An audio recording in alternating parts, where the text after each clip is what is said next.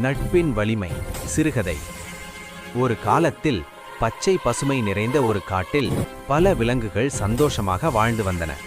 அந்த காட்டில் சிறிய அணில் குஞ்சு ஒன்று இருந்தது. அதன் பெயர் மின்னல். மின்னல் ரொம்ப சுறுசுறுப்பானது. மரம் மரமாக தாவும், எல்லா விலங்குகளுடனும் நட்பாக பேசும். ஆனால் சில விலங்குகள் இது சின்னது, எதுவும் செய்ய முடியாது என்று மின்னலை அலட்சியம் செய்தன. ஒரு நாள் காட்டில் பெரிய புயல் வந்தது.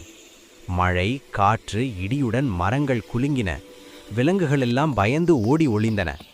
அந்த நேரத்தில் ஒரு சிறிய முயல் தண்ணீர் பெருக்கில் சிக்கிக்கொண்டது. பெரிய விலங்குகளெல்லாம் பயந்து அருகே போக முடியவில்லை. அப்போது மின்னல் அணில் சொன்னது, நான் சின்னதுதான், ஆனா முயற்சி பண்ணலாம்.